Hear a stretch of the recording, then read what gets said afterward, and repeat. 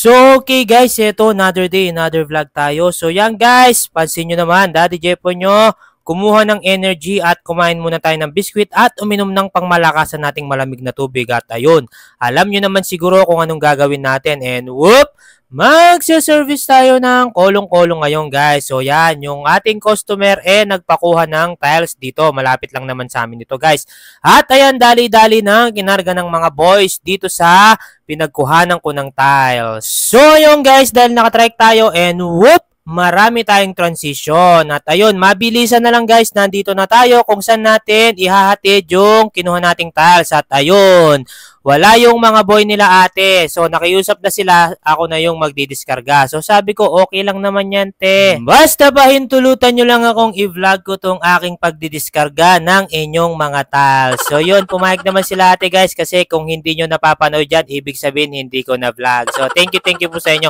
And ayun, mabilisan na lang, agad tayong natapos guys. So, yan.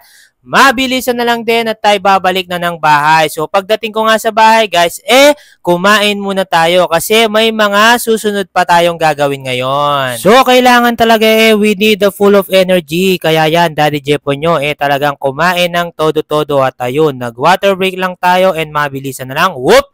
Nakapagpalit na tayo ng damit. So yan guys, mabilisan na lang din dahil nga after kong magbihis, yung anak ko naman yung aking ihahatid sa school. So yan guys, tuloy-tuloy lang talaga si Daddy Jepo nyo. Grabe, napakadami nating dapat gawin ngayong araw. Pero ako'y nagpapasalamat ng sobra-sobra kay Lord. Kasi nga blessing itong mga ganito guys. Kaya napakasarap lang talaga sa pakiramdam. Kasi na-enjoy ko at nasasabi kong ito'y goal ko sa aking buhay. Masasabi kong life is so very precious. Wow, English. So yun, mabilisan na lang. At pansinin nyo guys, yung anak ko, napakabait niya dito sa school niya. At ayan, tinanggal niya yung kanyang tsinelas at nilagay pa sa shurak. Grabe Gino, sa bahay namin di niya nagagawa yun. At ayun, ang sweet, nagbabay pa kasi alam niya ata mamaya ibablog ko siya. So yun, mabilisan na lang din guys. So 2 hours pala yung pasok ng anak ko guys. So yan, Daddy Jepo nyo, hindi na muna nagpahinga at ako'y nagpatuloy muna sa ating mga dapat gawin.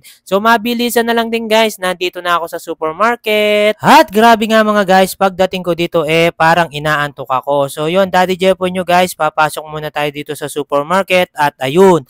Tayo'y iinom muna ulit ng ating pampalakas na kape at umorder na rin ako ng isang donut para naman may konting sugar pa tayong i-grind mamaya. So yan guys, tuloy-tuloy lang ako dito at marami pa tayong gagawin mamaya. So coffee break lang Daddy Jepo nyo guys, meron pa to mamaya. Ingat-ingat and God bless you po. Thank you. Bye-bye po.